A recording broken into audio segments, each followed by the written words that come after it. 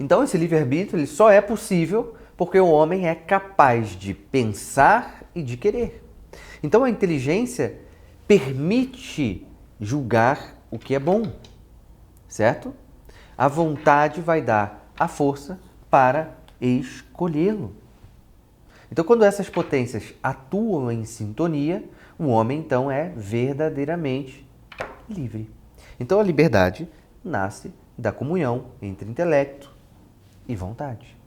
Mas quando uma delas se corrompe, seja pelo erro, pela ignorância, seja pela paixão desordenada, a liberdade se degrada, ou seja, essa liberdade perde qualidade e assim o paciente passa a ser conduzido por forças inferiores e o homem já não consegue agir como senhor de si. Ou seja, a psicoterapia precisa ser um lugar que devolva para o paciente isso, né? Não podemos esquecer nunca, Santo Tomás vai dizer que o apetite sensitivo pode tender para o contrário do que quer a razão. E isso vai gerando os conflitos entre as potências. Então, não é de se assustar quando aparece isso, quando um paciente chega assim. Inclusive, você tem que levar isso para ele, porque muitas vezes nós temos um paciente que acha que só ele tem esse problema no mundo. Que ele não vai falar dessa forma, mas é quase como se fosse assim: as minhas potências estão em conflitos. Né? Tá, ok. Isso não é nada novo na face da Terra, isso sempre aconteceu. Vamos ordenar agora, vamos buscar esse caminho, tá? Então, isso não pode sair de vista, né? Porque o desvio da vontade ou da inteligência vai romper essa unidade do homem. Então, quando a razão conhece o bem, mas a vontade rejeita esse bem, ou quando a vontade se deixa guiar por paixões desordenadas, o homem vai entrar em guerra consigo mesmo. Porque no final das contas é isso. Inclusive, o Fulton Sheen falava uma frase muito boa, que falava assim: o homem que está em guerra com os outros, antes está em guerra consigo mesmo. Ele fala isso na Paz, um livro chamado A Paz da Alma. Tá? Um livro da editora Molokai, indico muito esse livro, a leitura. Inclusive, a edição da Molokai, que é um livro de capa dura, ele é meio azul e branco. O prefácio fui eu que fiz. Então, esse estado de divisão, né, é o que a gente vai identificar aqui como desordem, ok? Então, toda perturbação psicológica profunda é, em alguma medida, uma espécie de desarmonia entre o juízo racional e o querer. Então, o processo terapêutico aqui exige reconduzir o paciente a essa integridade de suas potências, ou seja, restabelecer o domínio da razão e o amor ordenado ao bem. Por isso que, né, é Or dos Amores, já diria aqui a capa do livro A Prática da Psicologia, né?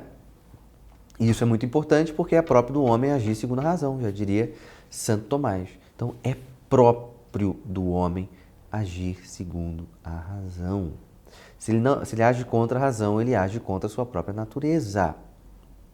Entende? Ou seja, agir contra a razão é agir contra si mesmo. E agir segundo a razão é viver segundo a própria verdade, é respeitar essa dignidade humana de ser humano racional, de animal racional. Então, claro que essa afirmação é filosófica, mas ela também é clínica, porque ela revela a saúde da pessoa humana e que essa saúde depende de uma submissão amorosa da vontade à razão. Então, o homem é cada vez, digamos assim, mais humano quanto mais ama o verdadeiro.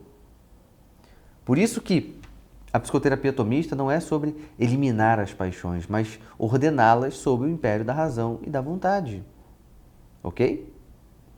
Justamente porque a inteligência deve ser luz para o querer e a vontade força para conhecer. Então, quando a vontade ama a verdade, vamos colocar assim, o intelecto se torna estável. Quando o intelecto vê o bem, a vontade se torna reta. Ok? Então, essa integração é fundamental. E essa integração, quando a gente percebe isso no nosso paciente, é um certo retorno do paciente à sua ordem natural. Ok? O bem ordena os movimentos da vontade, assim como o fim ordena os meios, já diria Santo Tomás lá na primeira secunda e na questão 1. Então, a vida do paciente moral e psicológica é, em última análise, um processo de ordenação da vontade ao bem conhecido e da inteligência à verdade amada. Então, o profissional aqui, o psicoterapeuta, ao iluminar o entendimento e educar o querer do paciente, vai participar dessa espécie de obra de restauração da ordem natural do ser humano. Assim, a saúde psíquica é uma harmonia entre o ver e o amar, entre a verdade e o bem. Por isso, a psicoterapia tomista é uma pedagogia da inteligência e da vontade. Não vamos errar ao afirmar isso, né? Assim, a psique do sujeito, ela é, entre aspas, aqui, vamos chamar aqui de curada pela verdade. E a vontade curada pelo amor ordenado. A união, então, dessas potências, inteligência e vontade, faz um homem ser capaz de sabedoria e de virtude, por exemplo. Né? A sabedoria aqui é o conhecimento do bem. A virtude, o amor perseverante por ele.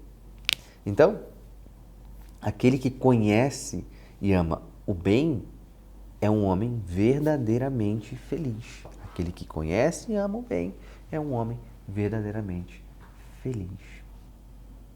Certo? A felicidade vai consistir numa operação da razão segundo a virtude. Então, isso aí é que Santo Tomás vai falar, né? Então, a felicidade nasce quando a inteligência vê, e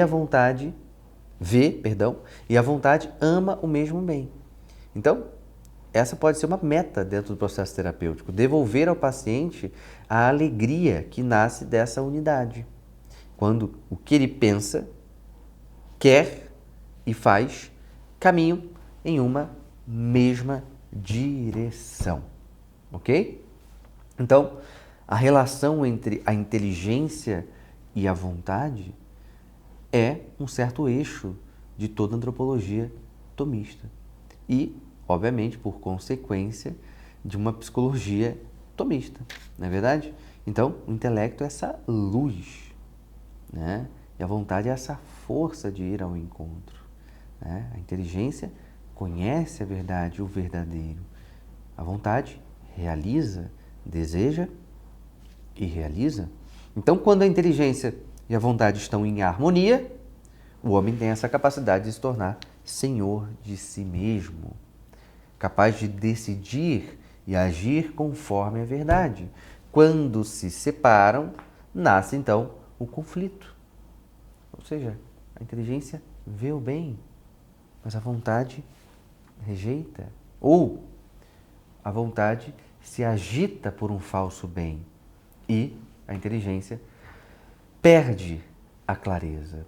Então, a psicoterapia tomista quer trabalhar para restaurar essa unidade, muitas vezes perdida no nosso paciente. Essa união entre a verdade conhecida e o bem querido. Até porque a verdade é o bem do intelecto, ok? E o bem é a verdade da vontade. Então, nesse equilíbrio entre o conhecer e o amar, o homem reencontra sua forma mais alta de liberdade e a serenidade que nasce dessa ordem humana. Ou seja, um sujeito normal é um sujeito que preserva essa ordem. Um sujeito saudável é um sujeito que preserva essa ordem. É claro, a vida humana vai ter os conflitos, podem ter os sofrimentos, mas preservando essa ordem, sofre de maneira ordenada, saudável também. Até a próxima aula.